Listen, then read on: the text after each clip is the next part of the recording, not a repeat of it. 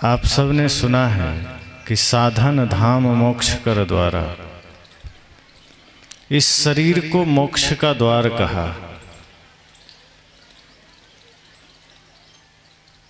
लेकिन एक बात और है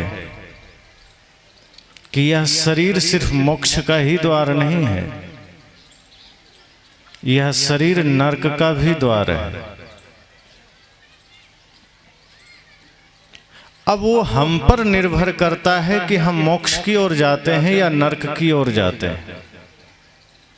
क्योंकि सिर्फ ये मोक्ष का द्वार होता तो कोई भी आदमी कुछ भी करता मोक्ष में ही जाता, लेकिन ऐसा नहीं है। अगर किसी कमरे में एक ही द्वार हो तो कोई भी आदमी उसी द्वार से निकलेगा, ऐसा नहीं दूसरा द्वार में कहीं घुसेगा। द्वार ही एक है तो कहीं और कैसे जा सकता है। इसी तरह अगर इस मानव शरीर में सिर्फ मोक्ष का ही मार्ग होता तो मोक्ष ही मिलता। कुछ भी करते, अच्छा करते, बुरा करते, हिंसा करते, अहिंसा में जीते, प्रेम करते, क्रोध करते, कुछ भी करते मोक्ष में ही जाते। टंकी में अगर पानी भरा है तो कोई भी टोंटी आकर खोलेगा, पानी ही मिलेगा। तो फिर जब बात यह है कि इस शरीर से मोक्ष भी घटित हो सकता है, इस शरीर से बंधन अर्थात नरक भी घटित हो सकता है, तो हम नरक ही क्यों चुनते हैं? जब दोनों अवस्थाएं हमारे पास है, दोनों उपाय हमारे पास है, दोनों रास्ते हमारे पास है, हम नरक ही क्यों चुनते हैं? वैसे तो कल्पना की जाती है कि कहीं बाहर स्वर्ग मिल जाएगा, कहीं बाहर अगर यहां पाप किया तो कहीं बाहर नरक मिल जाएगा। तो मनुष्य जीवन मोक्ष की भूमिका तो है, नरक की भी भूमिका है, और वो इसी जीवन से शुरू होती। एक राजा एक फकीर के पास गया। अब राजा होने का घमंड तो था ही। जब वो गया तो झुका भी तो अकड़ में ही झुका। कई बार होता है आदमी जब समर्पण में झुकता है वो झुकना अलग होता है, अकड़ में झुकता है पता चल जाता है। तो वो फकीर के पास झुका और कहा कि मैंने सुना है आप बड़े पहुंचे हुए संत हैं, आपने अपने ज्ञान के दिए जला लिए हैं, आपकी बड़ी प्रसिद्धि है। फकीर ने कहा तुम जो कहने आए हो वह कहो, बात ज्यादा घुमाओ मत। राजा ने कहा कैसा फकीर, घमंड तो था ही। कहा बताओ क्या बात है। राजा ने कहा मैं यह जानना चाहता हूं कि स्वर्ग और नरक क्या है।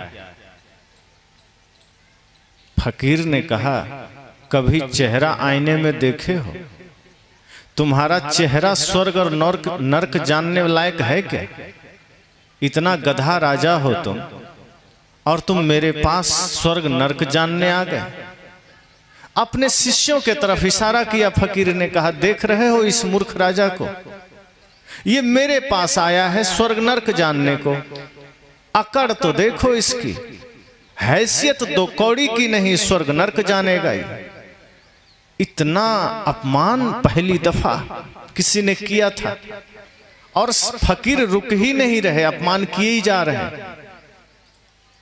इतने में राजा को आया गुस्सा, हाथ चला गया तलवार पर, म्यान से तलवार निकाला और अब गर्दन पर देना ही चाहता था कि फकीर ने कहा बस यही देखो नरक का द्वार खुल गया। तुरंत राजा होश में आया, कहा ये तो गजब तरीका इस्तेमाल किया फकीर ने। और जगह तो शब्दों से समझाया जाता था, और जगह तो प्रवचन दिए जाते थे, इसने तो प्रैक्टिकल में समझा दिया नरक क्या है। कहा बस अभी तुम्हारा नरक का द्वार खुल गया, और ये नरक बहुत भयंकर नरक है, इसमें तुम खुद भी जलते हो, दूसरों को भी जलाते हो। राजा को बड़ी गलानी हुई, उसे लगा कि बड़े चालाकी से फकीर ने जवाब दे दिया और एकदम पक्का समझा दिया, कोई गुंजाइश नहीं है कि इस बात को काटा जा सके।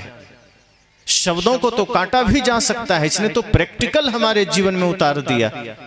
इतना कहना था कि अब उसको आभास हुआ कि ये मेरी अकड़, ये मेरी हिंसा का भाव, ये मेरा क्रोध, ये व्यर्थ ही है। और सच में अब वो चरणों में सिर रखा और कहा मुझे क्षमा करना। फकीर ने कहा अब ये देखो स्वर्ग का द्वार खुला। राजा ने कहा मैं समझ गया, ये इसी जीवन में संभव है, ये बाहर कुछ भी संभव नहीं है। अगर हम भीतर से चाह लें तो स्वर्ग भी घटित हो सकता है, भीतर से चाह लें तो नरक भी घटित हो सकता है। जिस क्षण हम प्रेम में जीते हैं, जिस क्षण हम आनंद में जीते हैं, समझना वह स्वर्ग है। जिस क्षण हम क्रोध में जीते हैं, समझना वही नरक है। फकीर ने कहा समझ में आ गई बात। अब तुम सोचो कि तुम कितने समय स्वर्ग में जीते हो, कितने समय नरक में जीते हो। जिस क्षण जीवन में छल है, अर्थात मन में कपट है, छल है, समझना तुम नरक में हो। जिस क्षण ईर्ष्या द्वेष के भाव है, समझना तुम नरक में हो। और जैसे ही प्रेम के भाव प्रकट हुए, समस्त सृष्टि के प्रति करुणा के भाव प्रकट हुए, समझना तुम स्वर्ग में हो। ये जीवन ही स्वर्ग और नरक का मार्ग है।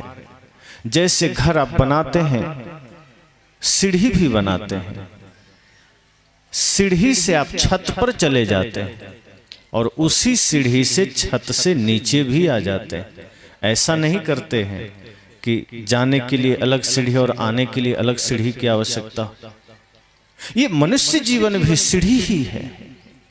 आप चाहें तो इसी जीवन से, इसी शरीर से मोक्ष के मार्ग को तय कर सकते हैं, और अगर चाहें तो इसी शरीर से नरक के द्वार तक जा सकते हैं।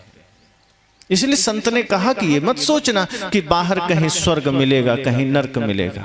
अगर इस जीवन में तुमने पाप किए हैं, इस जीवन में तुमने अधर्म किए हैं, तो यही स्वर्ग यही नरक दोनों मिलेंगे। अगर तुमने कुछ अच्छा किया तो स्वर्ग मिलेगा, बुरा किया तो नरक मिलेगा, और बाहर नहीं मिलेगा। बाहर किसने देखा और कौन जानता है। लेकिन आज दुनिया वर्तमान में स्वर्ग में जीना ही नहीं चाहती। आज हम सब वर्तमान में स्वर्ग चाहते ही नहीं हैं, हम मरने के बाद स्वर्ग चाहते हैं। इसलिए जब कोई मरता है तब लिखा जाता है स्वर्गीय अमुक आदमी।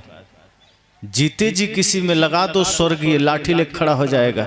देखते नहीं अभी जिंदा है हम। मतलब जिंदा रहते रहते स्वर्गीय होने का कोई आभास, कोई भान, कोई ख्याल नहीं है कि हम जीते जी स्वर्गीय बन सकें, जीते जी स्वर्ग का जीवन जी सकें। कोई गुजर गया, आप कहते हैं फला आदमी शांत हो गया, मतलब जीवन भर अशांत था। और किसी आदमी से आप कहिए कि भैया आप कब शांत हो रहे हैं, वो कहेगा गजब आदमी हो तो। हम शांत होंगे तो क्या अशांत रहना चाहते?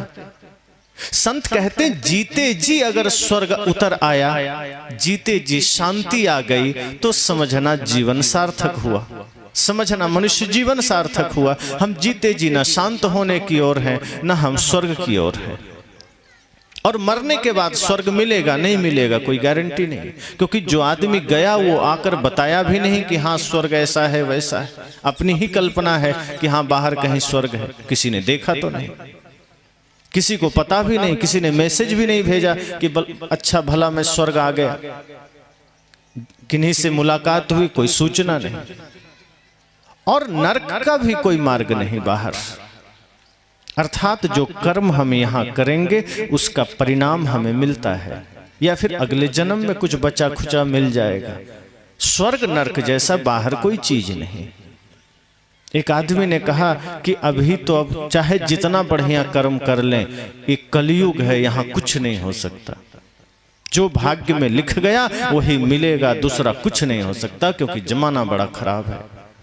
संत कहते हैं कुछ नहीं, आपका मन खराब तो जमाना खराब, आपका विचार खराब तो जमाना खराब, आपका मन बढ़िया ये जमाना बढ़िया हो जाता है।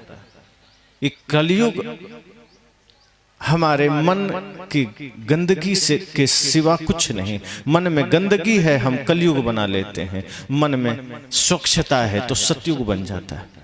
सतयुग मतलब जहां सत्य है। और ऐसा कुछ नहीं जो कहा गया शास्त्रों में कि सतयुग में चारों चरण पुण्य से परिपूर्ण थे, कोई पाप नहीं था, या त्रेता में 3 चरण पुण्य से परिपूर्ण थे, 1 चरण पाप था। ऐसी कोई बात नहीं। आप गहराई से विचार करें तो सतयुग में भी अगर पाप नहीं थे तो आप देखें कि वहां अवतार हुए हैं, जबकि कल्पना यह की गई कि यदा यदा हि धर्मस्य ग्लानिर्भवति भारत अभ्युत्थानम अधर्मस्य तदात्मानं सृजाम्यहम् परित्राणाय साधूनां विनाशाय च दुष्कृतां धर्म संस्थापनार्थाय संभवामि युगे युगे।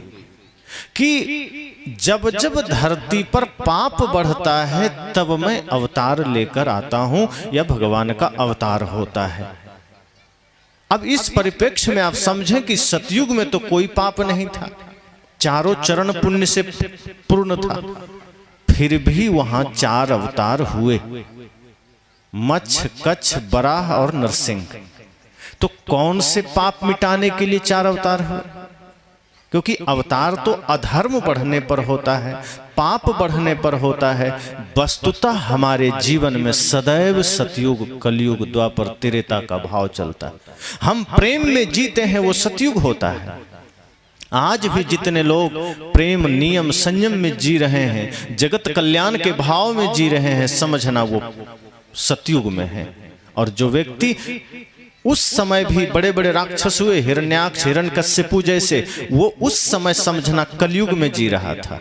वो था तो सतयुग में, लेकिन अगर उस समय वो बुराइयों में जी रहा था, उसके लिए वही कलयुग था। आज जो आदमी धर्म परायण होकर जी रहा है, आज जो आदमी न्याय प्रिय बनकर जी रहा है, उसके लिए आज सतयुग है। और जो व्यक्ति अधर्म कर रहा है, उसके लिए कलयुग है। स्वर्ग नरक आगे पीछे की बात नहीं, वो वर्तमान की बात है। आपके घर में प्रेम है, आपका घर स्वर्ग हुआ। आपके लोगों के साथ संबंध बढ़िया है, वो स्वर्ग है। स्वर्ग मतलब ही है जहां सदैव आनंद हो, जहां सदैव निर्मल मन, निर्मल वातावरण हो। और जहां तू मैं चल रहा, जहां गाली, हिंसा, कपट, नशा, दुर्व्यसन, मांसाहार, समझ जाना वो नरक का द्वार है। जहां बात बात में क्रोध है, खिन्नता है, जहां बात बात में घृणा है, समझना वो नरक का द्वार है। कहीं बाहर नहीं, किसी आकाश में नहीं, कहीं पाताल में नहीं, आपके ही भीतर है। तो मनुष्य जीवन स्वर्ग का भी कारण बन जाता है और ये नरक का भी कारण बनता है। लेकिन अधिकांश लोग अपने जीवन का उपयोग नरक में ही करते हैं। हम मनुष्य जीवन का सदुपयोग नहीं करते, हम मनुष्य जीवन का दुरुपयोग करते हैं। आपने सुना है तुलसीदास जी की वो बात कि बड़े भाग्य मानुष तन पावा। अक्सर मैं इस बात पर चर्चा करता हूं कि बड़े भाग्य से मनुष्य तन पाया, ये कहा हमारे संत ने। लेकिन आप जरा विचार करिए कि कोई आदमी इसी शरीर से हिंसा कर रहा है तो क्या वो बड़े भाग्य से पाया है? कोई आदमी इसी शरीर से चोरी कर रहा है तो क्या हम कहेंगे बड़े भाग्य से पाया है? बड़े भाग्य से यह मनुष्य जीवन तब सिद्ध होगा जब हम इस शरीर से भूखे को भोजन, प्यासे को पानी, नशा दुर्व्यसन से दूर, भाई से प्रेम, माता पिता गुरु की सेवा, राष्ट्र की भक्ति में लीन होंगे तो समझना मनुष्य जीवन सार्थक हुआ, मनुष्य जीवन सौभाग्य से मिला। वरना अगर हमने इस शरीर से चोरी किया, इस शरीर से हमने छल किया, इस शरीर से हमने हिंसा की, तो फिर ये बात तो झूठी हो जाएगी कि सुर दुर्लभ सदग्रंथ है गावा, कि देवता के लिए भी शरीर दुर्लभ है और वो मनुष्य जीवन धारण करने के लिए तरसते हैं। तो कौन देवता चोर होने के लिए तरस रहा होगा? कौन देवता मांस खाने के लिए तरस रहा होगा? कौन देवता गुंडागर्दी करने के लिए तरस रहा होगा? देवता तब तरसेंगे जब मनुष्य वास्तव में मनुष्य बन जाएगा। मनुष्य जीवन साधारण नहीं है। ऋषियों ने तो कहा मननात मनुष्य, मनन करते हैं इसलिए मनुष्य हैं। और हमने मनन करना, चिंतन करना छोड़ दिया, हम तो कुचिंतन में लग गए। हम आत्मचिंतन छोड़ दिए, जगत कल्याण के भाव हमने छोड़ दिया। इसलिए मनुष्य जीवन की महत्ता इसमें नहीं है कि बस पा लिया काम हो गया। मनुष्य पा लेना, मनुष्य जीवन पा लेना बड़ी बात नहीं है। जैसे मिट्टी है तो मिट्टी मात्र मिट्टी है, लेकिन उसी मिट्टी को कोई कुम्हार हाथ में लेता है और उससे घड़ा बना दिया तो वो मिट्टी का परिष्कृत रूप हो गया, अब वो किसी के काम आ गया घड़ा के रूप में। लेकिन उसी मिट्टी से किसी ने चिलम बना दिया तो वो मिट्टी का दुरुपयोग हो गया, अब वो गांजा पीने के काम में आएगा और वो किसी का कलेजा जलाएगा। घड़ा में जल रखा, गर्मी में शीतल जल किसी के हृदय को शीतल किया, उसी से कुम्हार ने चिलम बनाया, किसी के हृदय को जलाया।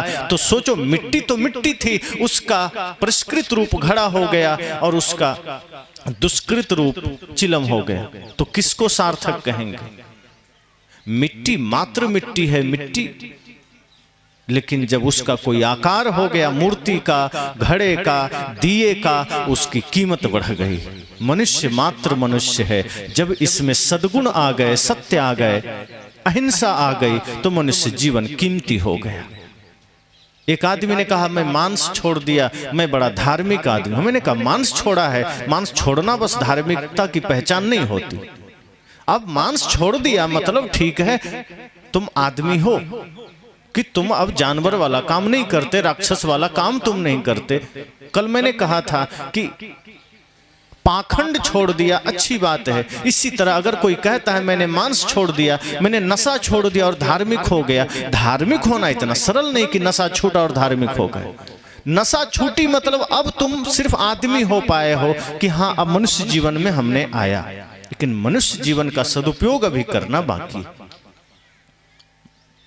मनुष्य जीवन में रह करके कुछ दुर्गुण हमने छोड़े, मतलब अब मनुष्य जीवन तैयार है कुछ अच्छा करने को। अब ये मिट्टी साफ हुई, अब ये मिट्टी फ्रेश हो गई, अब इससे कुछ अच्छा किया जा सकता है, अब इससे कुछ अच्छा मार्ग चुना जा सकता है। अब सिर्फ ये भूमिका बनी है कि आपने बुराइयां छोड़ दी, अब कुछ अच्छे मार्ग में लगना है, अब कुछ अच्छे चिंतन में लगना है। तो मनुष्य जीवन का अर्थ है कि आप जब इसका सदुपयोग करते हैं तब मनुष्य पूरा हुए, वरना मनुष्यता जब तक नहीं जगेगी ये शरीर पाना सिर्फ सार्थकता नहीं है। इसलिए जानवर में और मनुष्य में भेद है। जानवर प्रकृति से ही जैसे ही जन्म लेता है उसमें पूरे गुण आ जाते हैं, कोई गुण कम नहीं रहता। लेकिन जब मनुष्य धरती पर जन्म लेता है तो पूरे गुण उसमें नहीं आते, उसे साधना से, तपस्या से सिद्ध करना पड़ता है। मनुष्य को तप करके अपने जीवन में प्रेम उद्घाटित करना पड़ता है, धर्म उद्घाटित करना पड़ता है, ये जन्म से नहीं आता। लेकिन जानवरों में जो गुण है वो जन्म से आ जाता है, उसको कहीं कुछ करना नहीं पड़ता। इसलिए ऋषियों ने मनुर्भव कहा कि मनुष्य बनो। अब कोई मनुष्य है उसको क्यों कह रहे हैं मनुष्य बनो? शक्ल से तो मनुष्य है ही, फिर संतों ने मनुर्भव क्यों कहा कि मनुष्य बनो क्यों कहा? किसी कुत्ता को क्यों नहीं कहा कुकुर भव? वो तो कुत्ता है ही, उसको तो नहीं कहा कि चलो भाई कुत्ता अभी पूरा कुत्ता नहीं बना, अब थोड़ा दिन लगेगा कुत्ता बनने में, वो तो जन्म से कुत्ता है। किसी गधा को नहीं कहा गर्धभ भव कि तुम गधा बनो, वो तो गधा है ही, बल्कि आदमी को कहा जाता है तुम गधे की तरह क्यों कर रहे हो। किसी गधे को तो कभी नहीं कहा तुम आदमी की तरह क्यों कर रहे हो, क्योंकि गधा पूरा गधा है, वो कभी आधा नहीं है। कुत्ता में पूरा कुत्तापन है, बिल्ली में पूरा बिल्लीपन है, बैल में पूरा बैलपन है। बैल को आपने कभी नहीं देखा कि नहीं अभी ये बैल पूरा नहीं बना, समय लगेगा, अभी बैल होने में टाइम है। जानवर अपने प्राकृतिक गुणों से भरपूर है, उसमें जो गुण चाहिए वो जन्मजात है, लेकिन मनुष्य में नहीं है। मनुष्य को सिद्ध करना पड़ेगा अपने चरित्र से, अपने विचार से, अपने चिंतन से कि हाँ अब मैं भी मनुष्य हो गया। जब तक जीवन में हिंसा है, जब तक जीवन में नशा है, दुर्व्यसन है, तब तक समझना मनुष्य मनुष्य ना हुआ, वो अभी अपनी स्थिति से नीचे है। इसलिए संत कहते हैं कि मनुष्य जीवन मोक्ष का द्वार तो है, लेकिन यदि मनुष्यता नहीं आई, प्रेम नहीं जगा, तो ये भयंकर नरक का भी द्वार है। इस मनुष्य जीवन से चाहे तो अध्यात्म के शिखर पर विराजमान हो सकते हैं और चाहे तो पतन के मार्ग में भी जा सकते हैं। शक्ति तो है भीतर, सामर्थ्य भी है भीतर। हम किस दिशा में अपनी शक्ति का प्रयोग करते हैं ये हम पर है। लादेन भी पढ़ा लिखा था, इंजीनियर था, अपनी शक्ति का दुरुपयोग किया तो भयंकर आतंकवादी बन गया। अब्दुल कलाम ने अपनी शक्ति का सदुपयोग किया, वो पूजनीय बन गए। हम जिस तरीके से अपने जीवन को ढालने का प्रयास करेंगे, जीवन उस दिशा में चलेगा। ये आपके हाथ में है। और मरने के बाद स्वर्ग मिलेगा कि नरक मिलेगा, इस चक्कर में पड़ना नहीं। मरने के बाद अगर ये सोचेंगे कि चलो अभी जितना पाप किया, बेटे को समझा जाएंगे कि मरने के बाद मेरा पिंड दान कर देना तो शायद स्वर्ग मिल जाएगा, ये बिल्कुल बकवास बातें हैं। आप अगर जीवन रहते कुछ अच्छा करेंगे तो स्वर्ग है, और मरने के बाद कोई उपाय नहीं है, कोई नहीं बदल सकता। किसी के जीवन में कोई परिवर्तन नहीं आ सकता। सदगुरु इसलिए कहते हैं, जियत न तरे मुए का तरी हो। जीते जी उपाय है, जीते जी चाहो तो जीवन को स्वर्ग बना दो, जीते जी आप नरक बना रहे हो। संत कहते हैं नरक क्यों बना रहे हो? मौका मिला है, अवसर मिला है, जीवन को स्वर्ग बनाओ। और स्वर्ग ऐसे थोड़े बनता है। स्वर्ग बनता है तप से, स्वर्ग बनता है संकल्प से। यह विचार करना होगा कि मनुष्य जीवन अस्थाई नहीं है थोड़ा, फिर भी हम इसको गंदा किए जा रहे हैं, तमाम तरह के दाग लगाए चले जा रहे हैं, कचरा भरे चले जा रहे हैं। ये मनुष्य जीवन को हम बेदाग बना सके तो स्वर्ग का द्वार भी खुलेगा, अन्यथा कदम कदम पर नरक हम खड़ा करते हैं। तो मनुष्य जीवन का सदुपयोग करें। मनुष्य जीवन का दुरुपयोग करेंगे, मनुष्य जीवन का कहते हैं ना गलत इस्तेमाल करेंगे, तो यही जीवन जो स्वर्ग का द्वार खोल सकता था, भयंकर नरक का द्वार खोलेगा। घर का, परिवार का, समाज का, सबके संकट का कारण ये मनुष्य जीवन से हम बन जाते हैं। जो जीवन मिला है अपना परिवार, समाज और राष्ट्र का उद्धार के लिए, कल्याण के लिए, उसी शरीर से हम विनाश में लग जाते हैं, उसी शरीर से हम विध्वंस में लग जाते हैं। इसलिए संत कहते हैं कि मनुष्य जीवन कर्म की भूमिका तो है कि यहां से आप कर्म करते हैं, स्वतंत्र हैं आप, कोई आप पर नियंत्रण नहीं कर पाता। इसलिए आदमी चाहता है तो पाप के मार्ग पर चला जाता है, कोई रोक नहीं सकता। लेकिन ध्यान रखना, कर्म करने में तो स्वतंत्र हैं, लेकिन फल फिर आप स्वतंत्र हो जाएंगे। किसी को गाली देने में आप स्वतंत्र हैं, आप दे सकते हैं, उस समय कोई दिक्कत नहीं, लेकिन देने के बाद आप स्वतंत्र हो गए। अब जो फल मिलेगा भोगने के लिए तैयार रहिए। छल करने में स्वतंत्र हैं, चोरी करने में स्वतंत्र हैं, कोई दिक्कत नहीं, आप कर सकते हैं, आपका जीवन है। लेकिन अगर एक बार बुरा कर्म कर दिया, अब कोई रोक नहीं सकता फल पाने से, कोई बचा नहीं सकता। कर्म एक बार हो गया, चाहे वो बुरा हो चाहे अच्छा हो, अब उसका फल मिलेगा, चाहे कितने भी उपाय कर लें, कितने भी यत्न कर लें। तो तय तो खुद को करना है कि हमें इस जीवन को बनाना क्या है, हम इस जीवन को गंदा ही क्यों बनाएं। अगर अवसर मिला जीवन को सजाने का, तो जीवन को बेहतर बनाइए। संसार तो बेहतर ही है, एक एक व्यक्ति का जीवन बेहतर हो गया तो समाज खुद बेहतर हो जाएगा। समाज की बेहतरी इसमें नहीं है कि कहीं बढ़िया घर बन गया, बढ़िया सड़कें बन गई, आदमी भी बढ़िया बने, बल्कि आदमी ही बढ़िया बने। झोपड़ी भी कहीं हो कोई हर्ज नहीं है, पर आदमी जब अपने आदमियत से गिर जाता है, अब बाजार चले जाइए, कहीं भी चले जाइए बाहर दुनिया में, आप हर जगह क्या कहते हैं कि समाज बड़ा बिगड़ गया। किसी भी रूप में आप नजर दौड़ाइए, चारों ओर आपको लगेगा ये स्वर्ग तो नहीं है, ये चारों तरफ नरक ही नरक है। चारों तरफ हाय तौबा मचा है, कोई किसी को सुनने को राजी नहीं, कोई किसी के साथ देने को राजी नहीं। एक दूसरे पर पांव रखकर आगे बढ़ने की होड़ है। स्वार्थ परता इतनी बढ़ गई कि अपने ही माता पिता को सुनने को कोई राजी नहीं, अपने भाई को सुनने को राजी नहीं, गुरु को सुनने को राजी नहीं।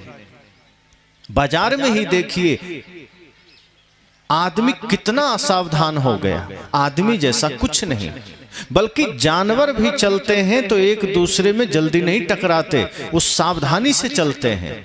एक व्यक्ति पीछे होता है, 100-200 जानवर है, गाय है, भैंस है, बकरी है, शांति से सब चला जाता है रोड में। लेकिन 100-200 कहीं आदमी इकट्ठा हो जाए, उसको संभालना कठिन हो जाता है। जबकि उसके पास मनन की शक्ति है, चिंतन की शक्ति है, दिमाग है, फिर भी कठिन हो जाता है। सदगुरु कहा करते थे 100 जानवर पालना बड़ा सरल है, पर 2-4 आदमी को पालना बड़ा कठिन हो जाता है। क्यों कठिन होता है? आज आप बाजार में जाएं तो कहां किससे टकरा जाएंगे समझ नहीं आएगा। भीड़ में कौन चढ़ बैठेगा, गाड़ी वाला कि पैदल वाला कि साइकिल वाला, मोटरसाइकिल वाला। लगता है हम आगे तो हम आगे, सब जल्दी में है। धर्म प्रधान देश हमारा, सबसे ज्यादा ज्ञान का भंडार हमारे देश में, और यहाँ का आदमी इतना असावधान, यहाँ का आदमी इतना जीवन के प्रति लापरवाह, इतना संवेदनहीन कि बाहर कहीं ऐसा नहीं है।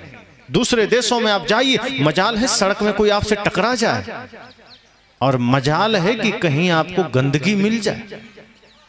यहाँ तो जिधर जाइए पान गुटखा खाकर थूका हुआ मिलेगा। और बाहर तो छोड़ दीजिए, विद्यालय जाकर देखिए, विद्यालय की दीवारें कई जगह रंगी हुई मिलती है। एक जगह तो इतना पान गुटखा खा के थूका हुआ था कि हमने कहा ये कौन सा रंग से रंगवाए हो भाई दीवार, थोड़ा नीचे लाल है ऊपर सफेद। तो लोग शर्मिंदा हुए कि नहीं ये गुटखा खाया गया। तो कौन खाया? तो मास्टर कहते हैं पता नहीं कौन खा गया। मैं कहा अच्छा कुछ दूसरे लोग यहाँ रहते हैं? तब झेप गए, अर्थात पता चल, उन्हें लगा कि यहाँ गलती हो रही है। मैंने कहा शिक्षा का मंदिर है, आप इतनी असावधानी कैसे कर सकते हैं? इस मंदिर में आप थूके जा रहे हो, बाहर के मंदिर को साफ किए चले जा रहे हैं। अरे इसको साफ रखो। तो अब तो इतना असावधानी बढ़ गई कि आदमी घर हो, बंगला हो, सड़क हो, थूके जा रहा है, कचरा फैलाए जा रहा है, एक दूसरे से टकराए जा रहा है। आदमी कहता है क्या करें, देश खराब हो गया, सरकारें खराब हो गई। अरे तो सरकार क्या करेगी भाई? सफाई अभियान चल गया, साफ कर दिया गया, और साफ करते ही कोई जाके थूक दिया। ट्रेनों में देखो कौन चल रहे हैं, पाकिस्तान के लोग चल रहे हैं कि बांग्लादेश के लोग? अपने ही लोग चल रहे हैं। बस में बीड़ी पी रहे हो, थूक रहे हो, ट्रेन में गंदगी फैला रहे हैं, वही कचरा कर रहे हैं। अब क्या सरकार कूड़ादान लेके पीछे पीछे घूमे कि जहां मन करे तुम डालो? वो तो सावधानी ही रखने को कहेगी। अब मोदी जी आ जाए कचरा पेटी लेकर के, भैया सबके पीछे मैं घूम रहा हूं, डालो इसी में। उस सावधानी ही तो बताया जाएगा। संतजन सावधानी बता रहे हैं, सरकारें सावधानी बता रही है। सदगुरु कहते हैं आपको जागना पड़ेगा। कोई सरकार आ जाएगा, सफाई नहीं आ सकती जब तक आदमी की चेतना नहीं जगेगी, जब तक आदमी का मन साफ नहीं होगा, बाहर सफाई उतरेगी नहीं। या तो कड़े कानून बनाना पड़ेगा कि थूका तो 10,000 का जुर्माना लगेगा, तो डर से आदमी थूकना छोड़ देगा। लेकिन चेतना अगर जग जाए तो आदमी खुद भी साफ रहेगा, बाहर भी सफाई उतरेगी। और मन जब साफ होगा तो ये हिंसा रुक जाएगी, मन जब साफ होगा तो ये छेड़खानी रुक जाएगी, तो ये जो सड़कों में बहन बेटियों को नजर झुका के चलना होता है ये बंद हो जाएगा। ये जो गरीब लोगों को हाथ जोड़ के रहना पड़ता है वो रुक जाएगा, मन साफ हो जाए तो। ऑफिस दफ्तरों में जो घूस देने पड़ते हैं वो रुक जाएगा। ये जो शराब के थैलियों पर वोट बिक जाते हैं वो रुक जाएगा। ये बाहर जितने भी भ्रष्टाचार हैं, बाहर जितने भी कचड़े हैं, बुराइयां हैं, जब मन साफ होगा वो रुक जाएगा। संत कहते हैं मनुष्य जीवन कर्म की भूमिका है। मन साफ करना, जीवन साफ करना, अच्छे कर्म करना। बुरे कर्म करोगे उसकी झलक हर जगह दिखेगी। मन गंदा है, पूरा जगत गंदा बनेगा। ये जगत अच्छा बनता है आपके अच्छा बनने से। कहीं अच्छा घर बन गया इसका मतलब जगत अच्छा नहीं हो गया। आपका घर बढ़िया है, आपका नगर बढ़िया है, सब बिल्डिंगें अच्छी अच्छी बन गई, गाड़ियां बढ़िया हो गई, ट्रेन चलने लगी, लेकिन आदमी अगर वही है तो शहर को गंदा करेगा, क्योंकि शहर की पहचान आदमी से होती, भवनों से नहीं होती। आज अगर कोई भी व्यक्ति गलत करता है, इसका जिम्मेदार सिर्फ वो अकेला नहीं होता, घर समाज सब हो जाता है, और उसका भुगतभोगी भी सब हो जाता है। ऐसा नहीं कि एक आदमी पाप किया तो बाकी किसी को कोई लेना देना नहीं, नहीं, सब लोग जुड़ जाते हैं।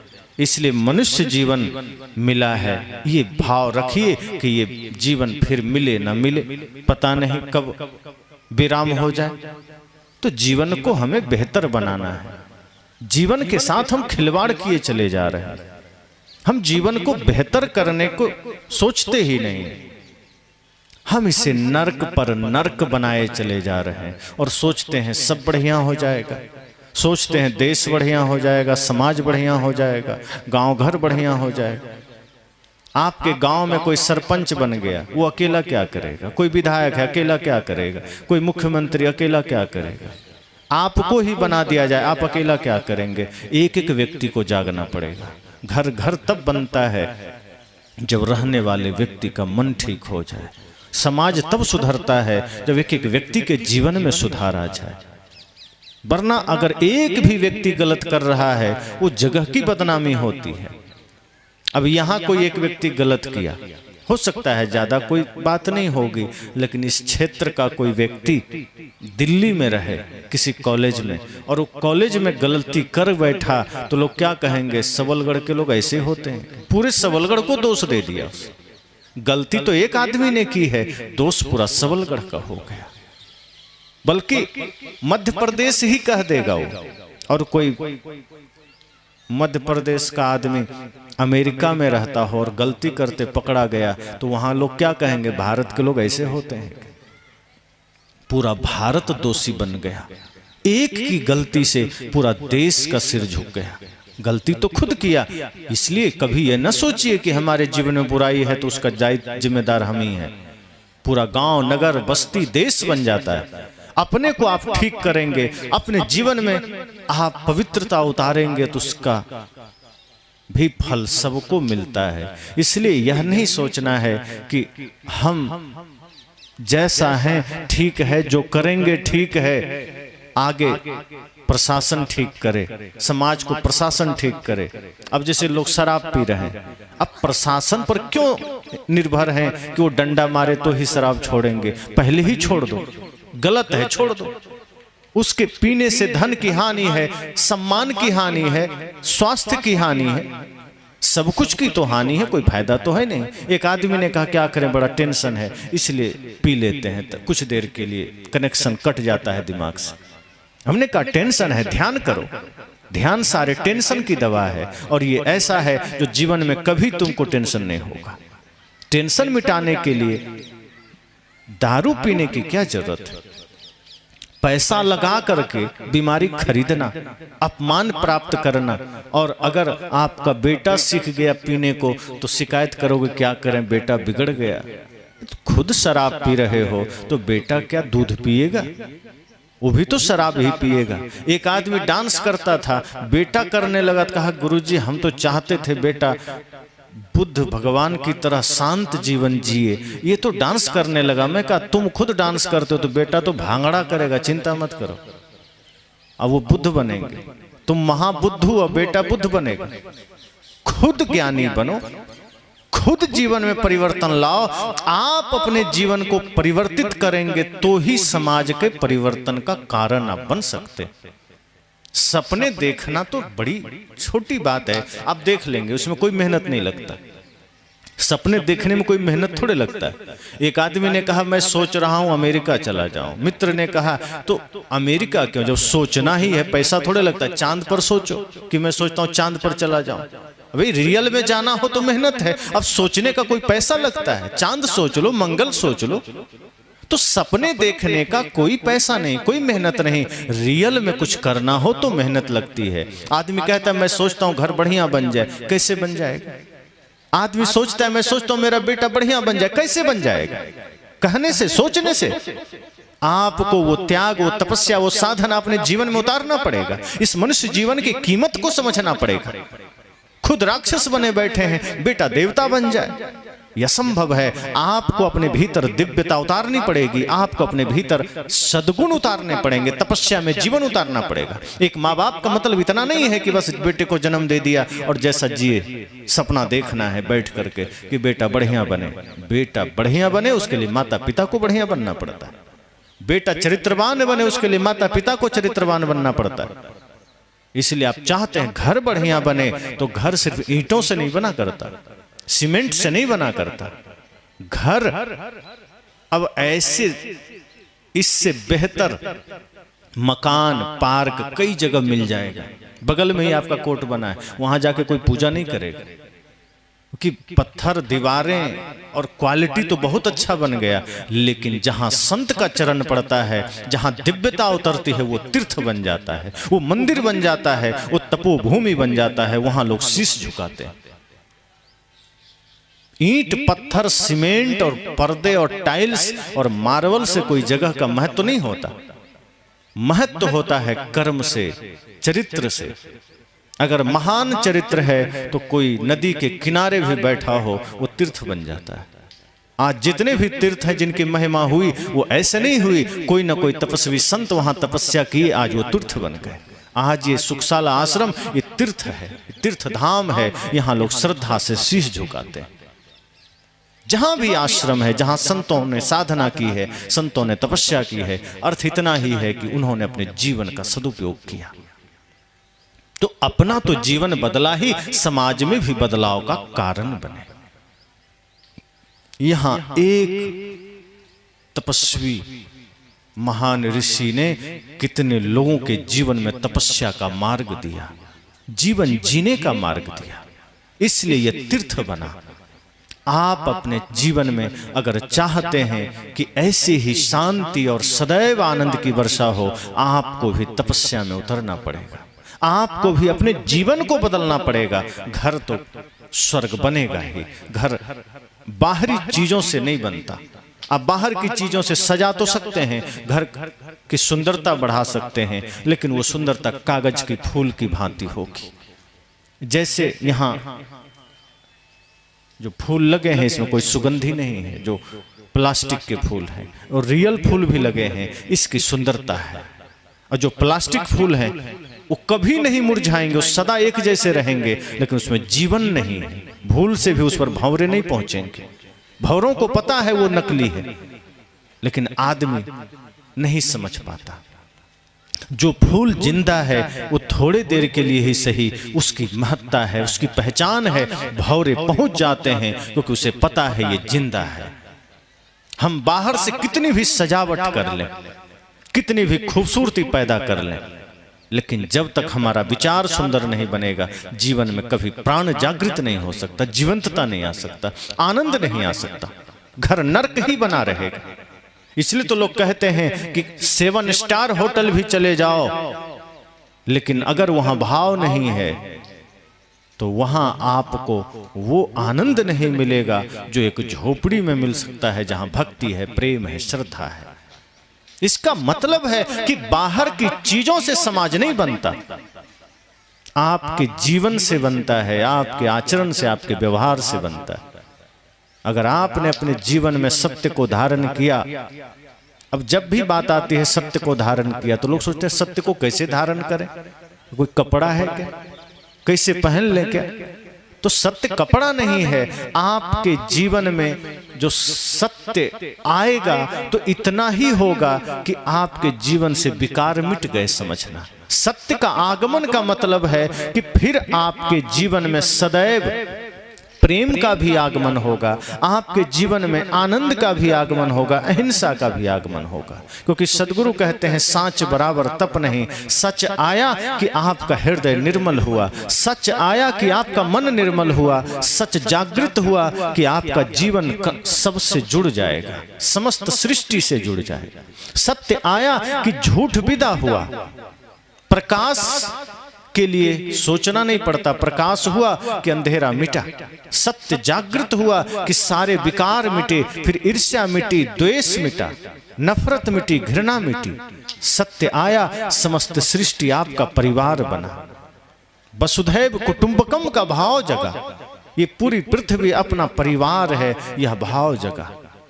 सत्य आया, इसका प्रमाण यही है कि आदमी मनुष्य हुआ, उसमें मनुष्यता आई। अहिंसा, प्रेम, करुणा, ये सब एक दूसरे के भाग हैं। एक भी जीवन में उतरा वो सारे सद्गुण उतर आएंगे। एक भी दिया जला सारे दीप जल उठेंगे। इसलिए जब भी बात आती है कि सत्य को धारण करो, इसका मतलब इतना ही है, मन को निर्मल करो, मन को पवित्र करो, मन को निर्मल करो। इसका अर्थ इतना ही है कि किसी के लिए भी मन में कोई कटु भाव नहीं, किसी के लिए मन में कोई छल, कोई द्वेष, कोई ईर्ष्या के भाव नहीं। जहां भी जिधर भी देखो सबके प्रति प्रेम, करुणा के भाव। और इस मनुष्य जीवन का सदुपयोग यही है कि अपने जीवन को सजाइए, अपने जीवन को संभालिए, बदलिए, तब यह मोक्ष की भूमिका बनेगा। वरना यह नरक की भूमिका बनते जा रहा है। हम नरक का पूरा उपाय कर चुके हैं, इसलिए आज आदमी जीते जी नरक बना रहा है और मरने के बाद तो नरक हो ही रहा है। अगला जन्म भी नरक का ही मिलेगा। इसलिए आज समाज में जितनी भी बुराइयां व्याप्त हो रही है, जितने भी नरक का वातावरण बन रहा है, ये किसी जानवर के वजह से नहीं है। संतों ने कहा है ना, जंगल सदृश हो गया बाजार देखिए, है खून से सना हुआ अखबार देखिए। आईने में आएगी तस्वीर आपकी, आईने में आएगी तस्वीर आपकी। एक बार देखिए चाहे 100 बार देखिए, जंगल सदृश हो गया बाजार देखिए। कभी कहते हैं कि आपके बाजार, आपका गांव, आपका शहर जंगल जैसा हो गया। हालांकि जंगल का अर्थ यहाँ वो नहीं है जो वर्तमान में जंगल है। जंगल बेहतर है, वहां आपको आनंद है, आदमी जंगल जाता है, शांति पाता है। जंगल का अर्थ यहाँ इतना ही है कि जहाँ खून खराबा है, छल है, कपट है, लूट है, घुसखोरी है, मिलावटबाजी है, हिंसा है, हत्या है, चारों तरफ वही भय, आतंक का वातावरण है। ये आपके घर, नगर, शहर, बाजार का हालत है। अखबार उल्टो हर दिन सुबह, तो ऐसा कोई अखबार नहीं, ऐसा कोई पन्ना नहीं जिस पर हत्या, लूट, मार, बलात्कार की खबरें न छपी हो, जहां घूसखोरी की खबरें न छपी हो। है खून से सना हुआ अखबार देखिए। अगर हमारा चेहरा ही खराब है तो दर्पण में एक बार देखो चाहे 100 बार देखो, वही तस्वीर आएगी। अगर हमारा मन खराब है तो समाज में वही माहौल बनेगा जो हमारा मन का है। इस समाज तो दर्पण है, हम जो होते हैं वही समाज में परिलक्षित होता है। समाज में कोई पाप दूसरा नहीं कर जाता, हम वही देखते हैं जो हम हैं। इस समाज में वही घटित हो रहा है जो हम हैं। इसलिए मैंने कहा कि ध्यान दीजिए, ये मनुष्य जीवन सौभाग्य का बन सकता है, ये मनुष्य जीवन मोक्ष का द्वार बन सकता है, ये मनुष्य जीवन स्वर्ग का द्वार बन सकता है। क्यों नरक बनाना? अवसर है, मौका है, उपाय है। अगर आपके पास कोई एक हाथ में सोना रखा हो और कोई एक हाथ में मिट्टी रखा हो, आप क्या चुनेंगे? निश्चय ही आप सोना की तरफ हाथ बढ़ाएंगे। कोई एक हाथ में कागज रखा हो और कोई एक हाथ में नोटों का बंडल रखा हो, आप नोट छुएंगे। लेकिन जीवन को क्यों नरक में डाल रहे हैं? एक तरफ स्वर्ग, एक तरफ नरक, हम नरक की तरफ जा रहे हैं। एक तरफ मोक्ष, एक तरफ बंधन, हम बंधन की तरफ जा रहे हैं।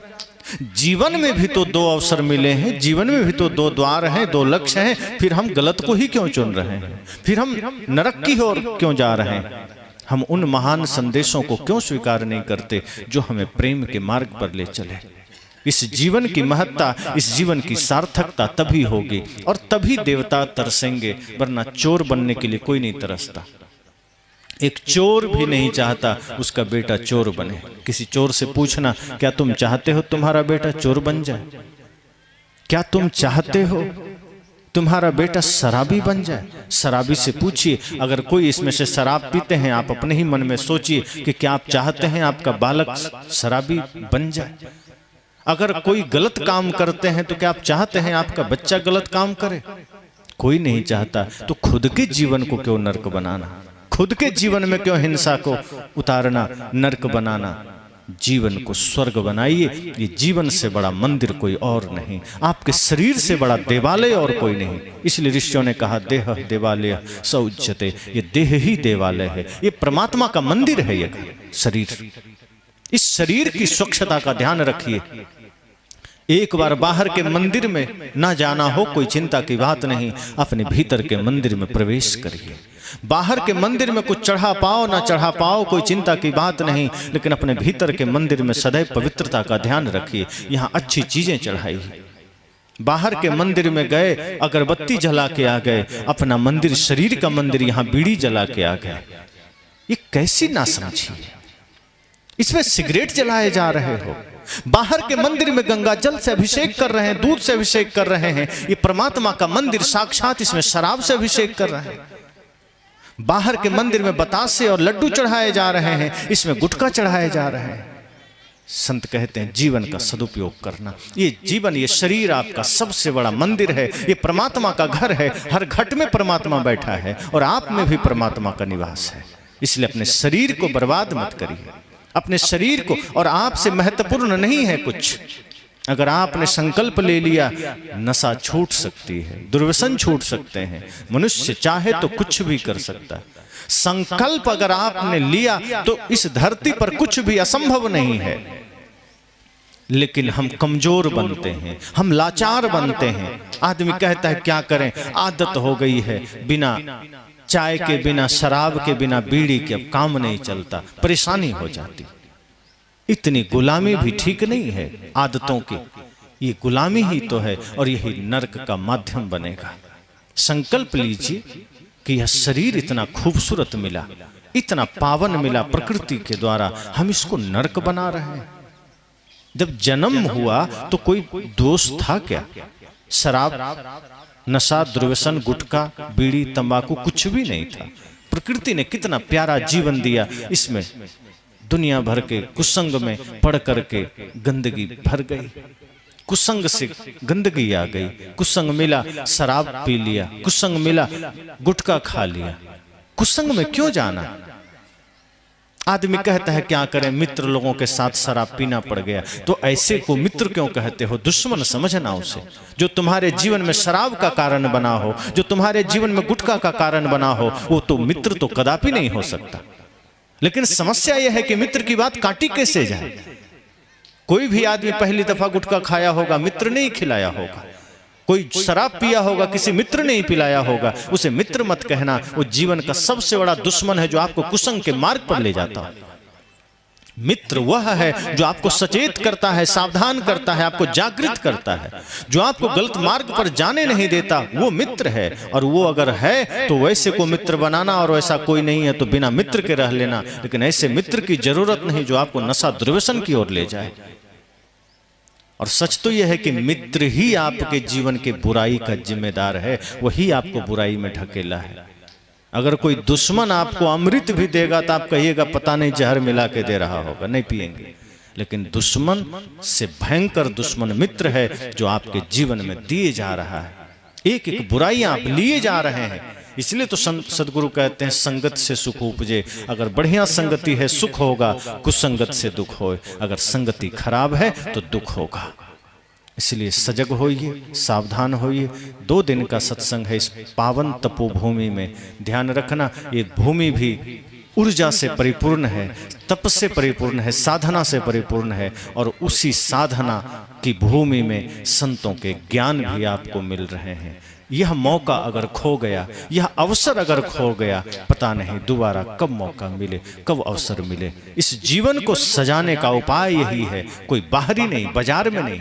आप सबलगढ़ जाकर पूछेंगे जीवन को सजाना है, वो भी बहुत चक्का रह जाएगा कि शरीर को सजाने की व्यवस्था तो है, तमाम तरह के क्रीम पाउडर दे देगा, इत्र दे देगा, कपड़े दे देगा, जूता चप्पल दे देगा, लेकिन जीवन कैसे सजाया जाए ये किसी मार्केट में नहीं मिलेगा। जीवन को सजाना है अर्थात आचरण को सजाना है, मन को सजाना है, ये सत्संग रूपी बाजार में आपको उतनी ही एकाग्रता से बैठनी है ताकि आप यहाँ से सजावट के शब्द सुन सकें, सूत्र समझ सकें, जो आपके मन को सुंदर बनाता है, जो आपके मन को पावन बनाता है। तो मन को पावन बनाइए और जीवन को इस दिशा में मोड़िए कि यह मनुष्य जीवन सार्थक हो सके, मुक्ति का मार्ग इस जीवन से हम तय कर सकें, हमारा शरीर सौभाग्यशाली बने। और सौभाग्यशाली तब बनेगा जब हम इस शरीर का सदुपयोग करेंगे, जब हम इस शरीर से स्वर्ग का वातावरण तैयार करेंगे। कदम कदम पर जो नरक हम बना रहे हैं ये भयंकर दुखदायी होगा। इसलिए दुख मुक्ति का मार्ग है कि जीवन में प्रत्येक पल प्रत्येक क्षण मन को निर्मल बनाइए। निर्मल मन ही स्वर्ग का कारण है, पवित्र मन ही स्वर्ग का कारण है। जहाँ प्रेम है, सत्य है, वहीं स्वर्ग है। जहाँ क्रोध है, ईर्ष्या है, द्वेष है, वहीं नरक है। बस।